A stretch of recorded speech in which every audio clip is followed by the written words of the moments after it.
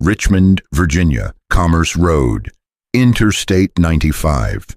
You can see it from the highway at 70 miles an hour. 6 massive buildings, giant cigarette logos mounted on the exterior, visible to every driver passing through. Marlboro, Benson and Hedges, Virginia Slims. There's no attempt to be discreet about what happens inside. Philip Morris put their logos up at highway scale, facing one of the busiest corridors on the East Coast, because the factory itself is a statement. We're still here, and it runs around the clock. 3 shifts, 600 million cigarettes per day. Every Marlboro sold in America rolls off a line somewhere in those 6 buildings. Every Virginia Slim, every Parliament, one location, one supply chain, one single point of failure for the entire domestic production of the largest tobacco company in American history. In 2010, the year Philip Morris completed its consolidation here after closing its North Carolina plant, this factory produced 146 billion cigarettes. That's roughly 1 cigarette for every person alive on Earth that year, manufactured under a single roof, in a city that has been building tobacco products since the 1600s. The question the title is asking, why put everything in one place, has a real answer. But to understand it, you have to start at the other end of the story. Not in Richmond, in Whitechapel, London, 1847. With a 12-year-old boy working in a tobacco shop, his family could barely afford to keep open. Whitechapel in the 1840s was where London's immigrant poor landed when they had nothing else. Crowded tenements, narrow alleys, the smell of coal smoke and river mud. Philip Morris was born into this. The son of a German immigrant who'd crossed the channel looking for work and found enough to survive, not enough to prosper. In 1847, when Philip was 12, the family opened a small tobacco shop on Bond Street. Not Whitechapel, Bond Street, London's luxury corridor, where money moved and reputations were built. The location wasn't an accident. It was a calculated migration upward, a family betting that proximity to the right customers could change everything. They sold other people's tobacco for years. Then, in 1854, Philip started manufacturing his own cigarettes, hand-rolled, targeted at the upper-class clientele walking through the door. By 1870, he'd opened at 108 New Bond Street, a premium address, a legitimate operation. The immigrant kid from Whitechapel was becoming a real businessman. And 3 years later, at 37, he was dead. A fever, the kind that antibiotics would have ended in a week. He died in the shop he'd built, probably believing his small operation would dissolve without him. It didn't because his wife Margaret stepped in. Victorian England didn't offer many models for women running businesses. Margaret ran one anyway, bringing in Philip's younger brother Leopold, holding the operation together through sheer refusal to let it collapse. What they built over the next 2 decades wasn't spectacular, but it survived. It grew. It accumulated enough reputation to matter when, in 1902, the brand crossed the Atlantic and began selling in New York. The man whose name is on every Marlboro pack never saw America, never saw what his name would become. He built the foundation and left it to people who had every reason to walk away, and didn't. New York, 1924. Philip Morris has been selling premium cigarettes to American smokers for 2 decades. Solid business, no particular distinction. Then someone has what seems, at the time, like a smart idea.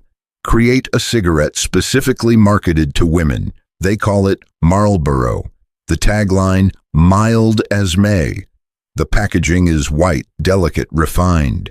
They design a red-tipped filter so lipstick stains won't show.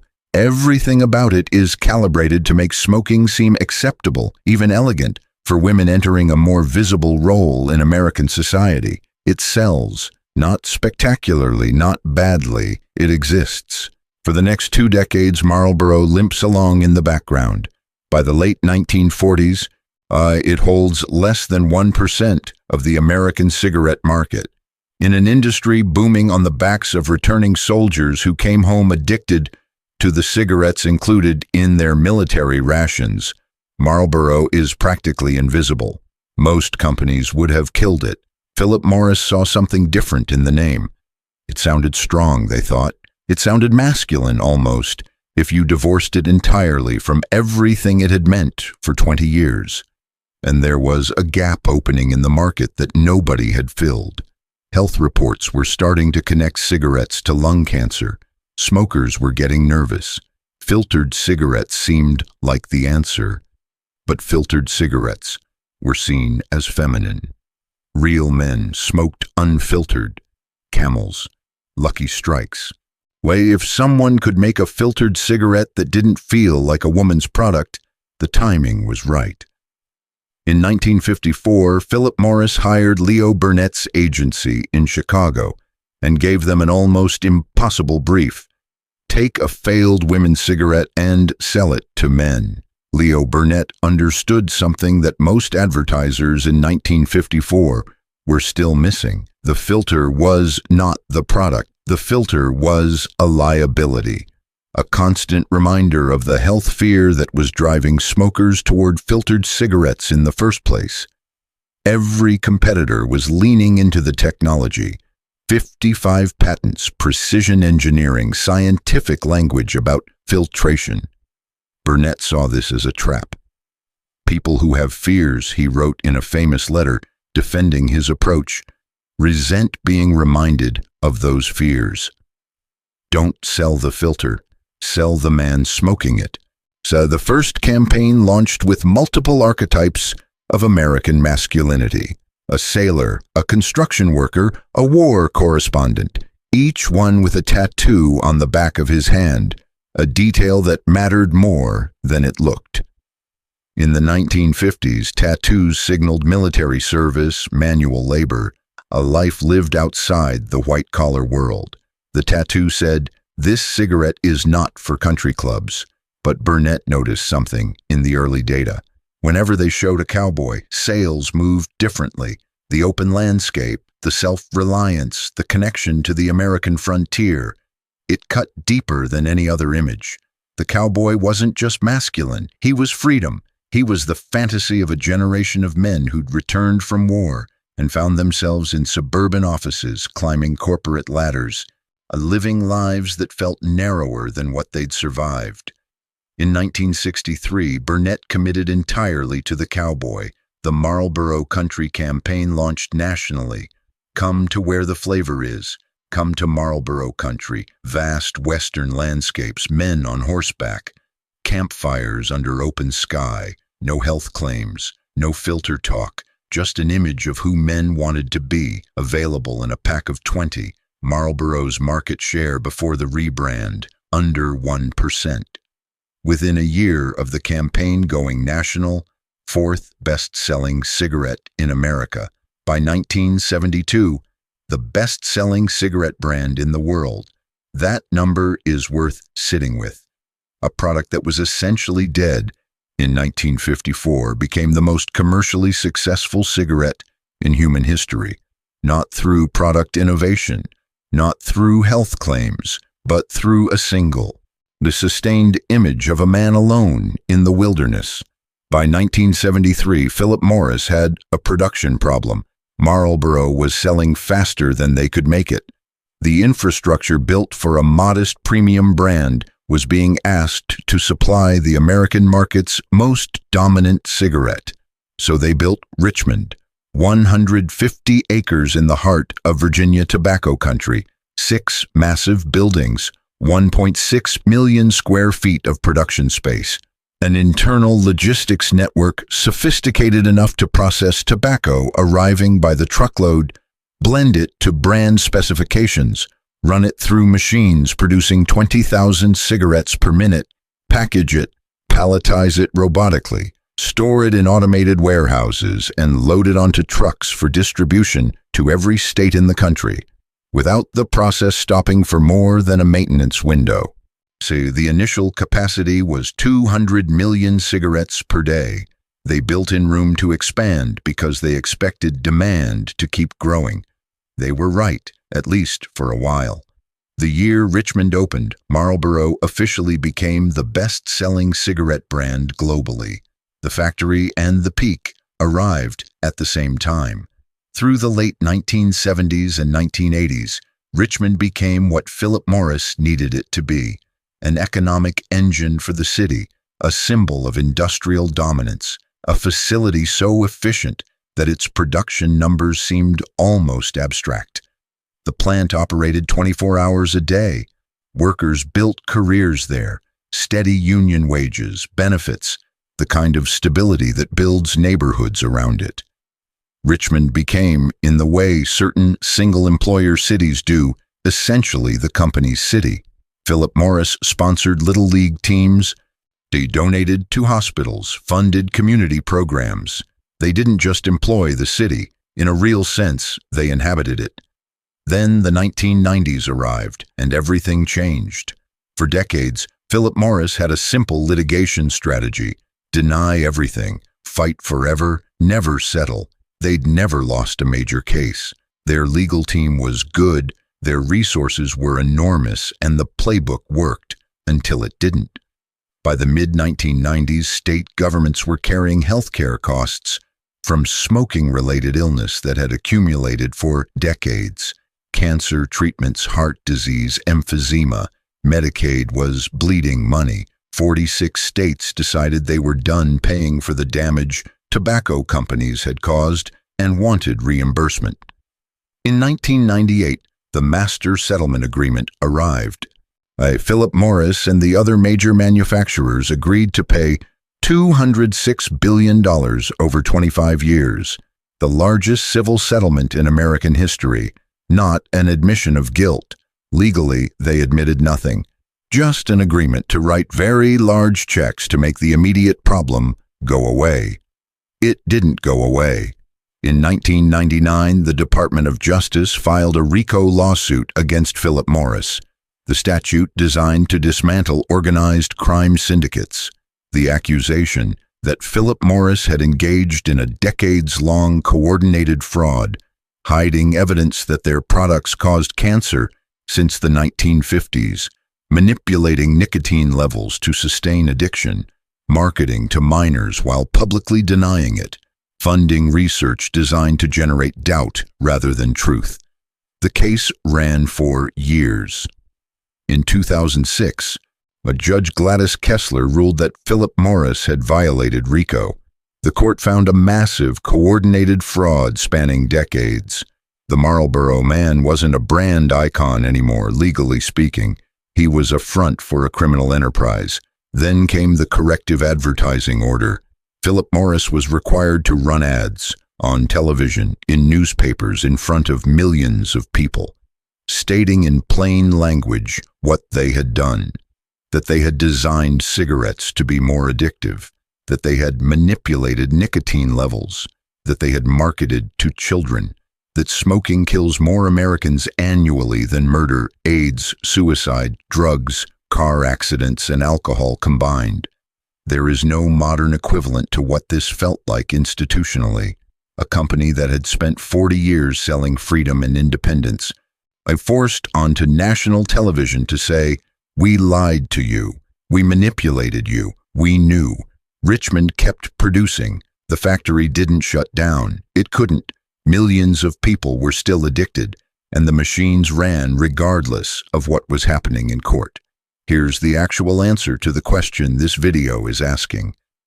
In 2007, Philip Morris's parent company Altria announced they were closing the Cabarrus, North Carolina plant, their second-largest domestic facility, producing 155 billion cigarettes the previous year, and moving all American production to Richmond. The consolidation was completed in 2010. Philip Morris spent $210 million upgrading the Richmond facility to absorb the additional capacity. The stated reason, economics. U.S. cigarette volume was declining roughly 2% per year. The federal excise tax on cigarettes increased by 158% In April 2009, about 62 cents a pack, compressing margins further. Running two large facilities at partial capacity cost more across every line item than running one fully optimized facility. Close Cabarrus Upgrade Richmond generate $335 million in annual cost savings. The math was clean, but there's a harder truth underneath the efficiency argument. Philip Morris didn't consolidate to Richmond because they were expanding. They consolidated because they were contracting, and they needed to extract maximum value from a shrinking market with minimum structural overhead. Every business school textbook on risk management says, don't create single points of failure. Don't put all production in one location. A fire, a natural disaster, a prolonged strike. Any one of these events now shuts down the entire domestic supply of every Philip Morris cigarette brand in America simultaneously. The people who made this decision knew this. They made it anyway, because the alternative, maintaining redundant capacity in a declining market, was more expensive than the risk. What the factory represents now is something unusual in industrial history. A production facility optimized not for growth, but for managed decline.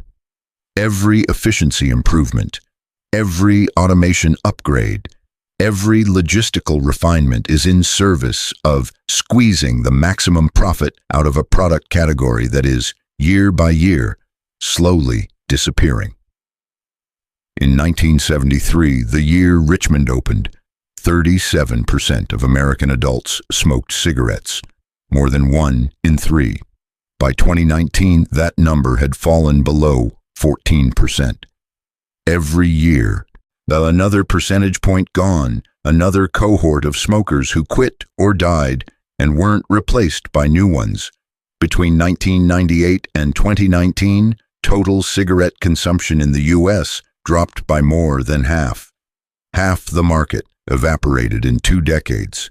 Teenage smoking is the sharpest indicator. In 1997, over 36% of American high school students smoked.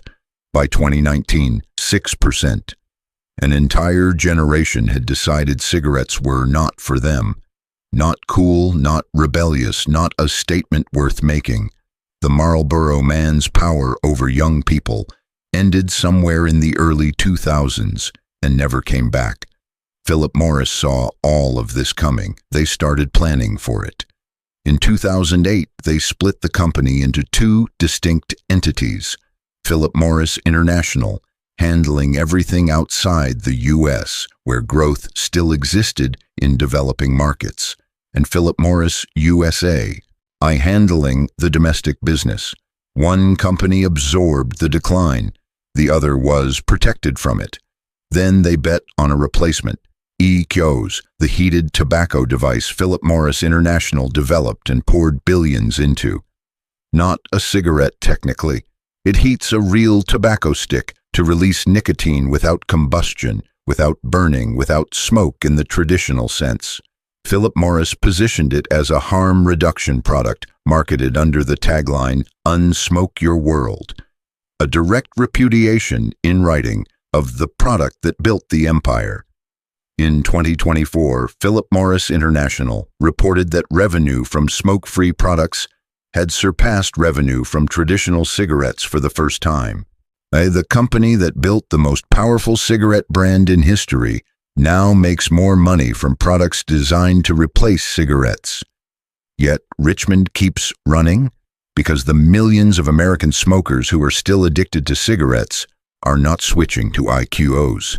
The device isn't even widely distributed in the U.S. market.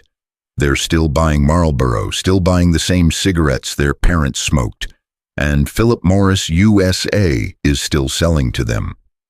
Every year, slightly fewer. Every year, slightly less revenue.